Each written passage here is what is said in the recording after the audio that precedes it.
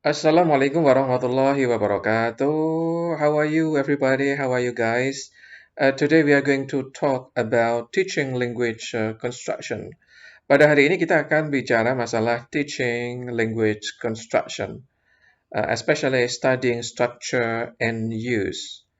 Okay, the question is, what areas of language study? Language study itu areanya apa saja sih? Of course, the first is morphology.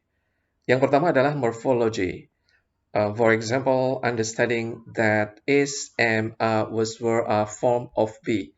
That's called morphology. Morphology itu misalnya seperti pemahaman kita bahwa is, am, was, were itu adalah to be ya. Itu termasuk morphology. And then the second one is the syntax of phrases, clauses, and sentences. For example, the rules of question formations or the construction of if clause misalnya ya. Sintak itu misalnya gini ya, gini misalnya bagaimana kita membuat kalimat tanya. Ini termasuk sintak. Bagaimana kita membuat konstruksi conditional sentence misalnya if clause ya. Ini termasuk pembahasan syntax. And then the third one is vocabulary. For examples, the word enjoy can be followed by ing form. Yang ketiga itu kosakata ya. Kosakata itu misalnya kata enjoy. Enjoy itu adalah kata yang termasuk dalam gerund ya, maka harus diikuti oleh bentuk ing ya. I enjoy singing a song misalnya. Kemudian the meaning and function that phrases and sentences can convey. Kemudian makna dan fungsi dari frase dan kalimat ya. Ini juga pembahasan dalam the areas of language study. And then pronunciation. Oke, pronunciation ucapan ya. Bagaimana kita how we pronounce words in English.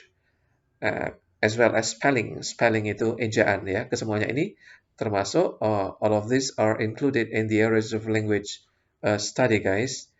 Okay, the next one is language study in lesson sequences.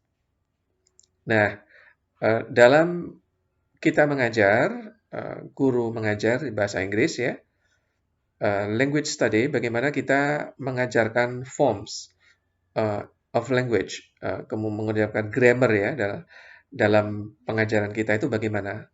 The first is studying a language through varieties of ways. Jadi yang pertama adalah mengajarkan bahasa itu melalui cara-cara yang variatif ya, yang bermacam-macam. For example, you can explore the topic and then use what they have learned to perform a task. Kita misalnya bisa mengeksplorasi satu topik ya, atau mengajarkan grammar ya, bentuk-bentuk grammar misalnya past atau present tense.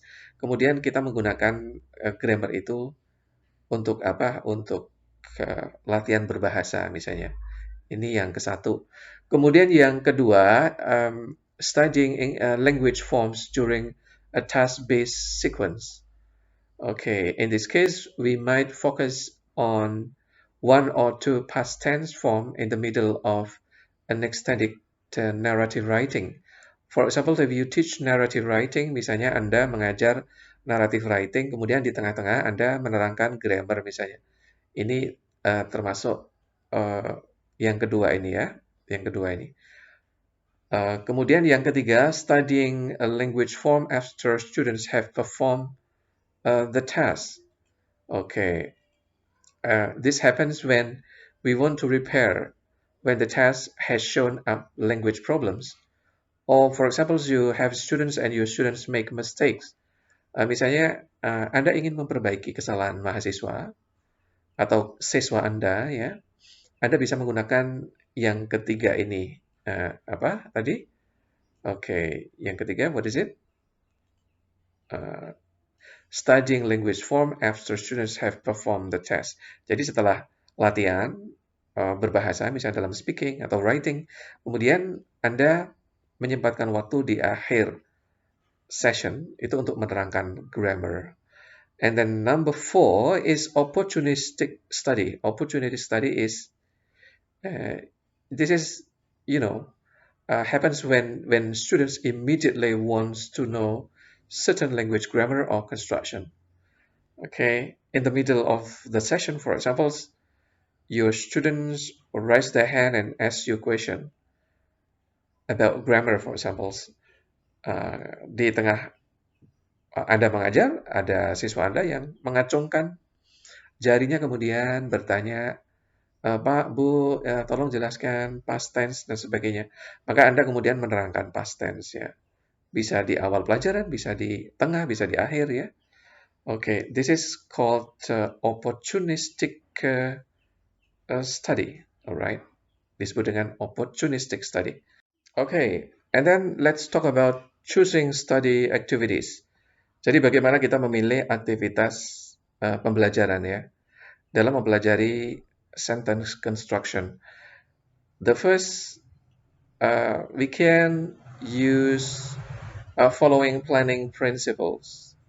What does it mean? It means that you, teachers, need to be general plannings in mind. Jadi Anda harus disiplin pada planning yang telah Anda buat ya. And it's sort of making lesson plans, something which is very common for teachers.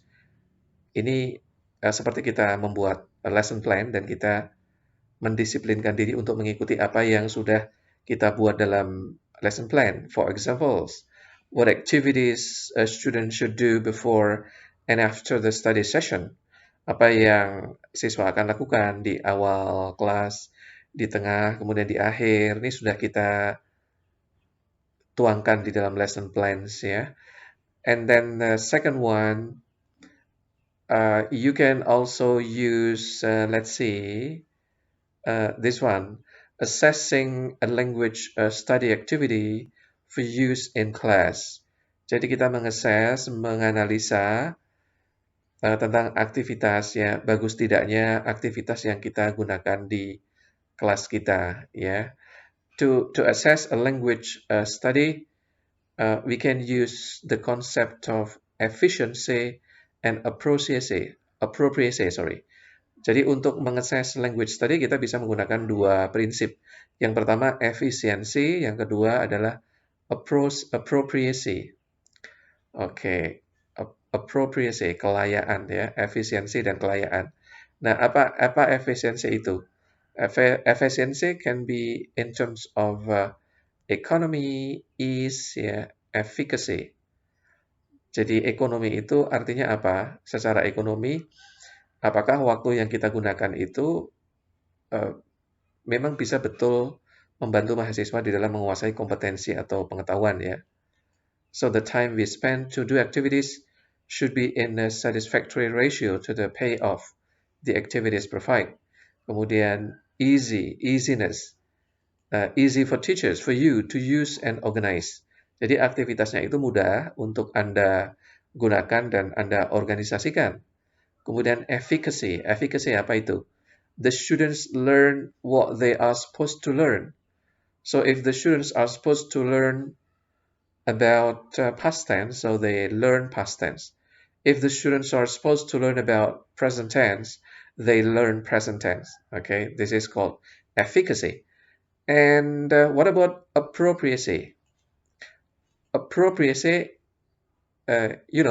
we need to judge whether the activity is suitable for the classroom condition, times of the day, and level of students. Appropriacy itu kita harus menganalisa apakah aktivitas yang kita gunakan itu cocok ya dengan kondisi kelasnya, waktunya ya. Kondisi kelasnya itu begini, misalnya studennya ada 45 ya, tetapi Anda membuat kelompok-kelompok yang kecil ya, tentu itu akan sangat ramai sekali dan susah untuk mengaturnya ya. Oke, kemudian level of students. Oke, kemampuan siswa Anda itu juga akan sangat berhubungan dengan aktivitas yang Anda pilih ya untuk mengajar mereka. Dengan kemampuan student yang tinggi, otomatis nanti uh, your activities, okay, can be challenging, can be more difficult, And when you have a low level of students in terms of their ability, of course you are going to use easy activities. Okay. Kemudian yang ketiga, the type of activity is evaluating a study activity after use in class. This is very important. Oke, sebagai guru, Anda harus mengevaluasi proses pembelajaran di kelas. It means that you have to evaluate the success of the activity, the success of the activities, whether or not the tasks have helped your students to learn the new language, whether or not your activities are clear, whether or not your activities took more or less time, okay, whether or not your students are engaged. This is things that should be evaluated by you as teachers. All right? Okay. Okay, guys. Now let's talk about the problems in teaching students with mixed ability. Of course, each individual student has different level of linguistic knowledge and ability. Setiap anak, setiap siswa itu memiliki level of linguistic ya, level kemampuan berbahasa yang berbeda-beda. Okay, accordingly, each individual student has different speed in learning. Implikasinya adalah bahwa setiap individu itu memiliki kecepatan yang berbeda di dalam belajarnya.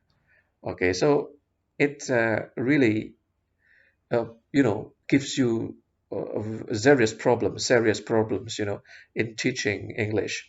So what are the solution of the problem? Apakah solusinya?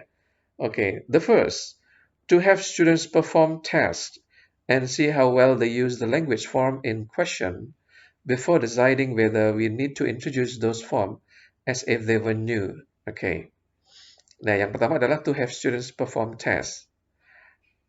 Kita menginstruksikan kepada siswa kita untuk misalnya speaking, dan kita bisa akan melihat bagaimana penggunaan kosakatanya, penggunaan grammarnya, kita akan bisa melihat level dari bahasa mereka, gitu ya. Kalau ternyata mereka, if they can perform well with the, sophisticated language grammar, of course, we are not going to teach them from the beginning. Okay, kalau mereka bisa perform bahasa Inggris dengan bagus, dengan grammar yang sophisticated, maka kita tidak akan mengajarkan hal-hal yang bersifat elementer ya. Okay, and then the second one is to elicit the new language form we wish them to study. If students can perform it well, we need not to explain it.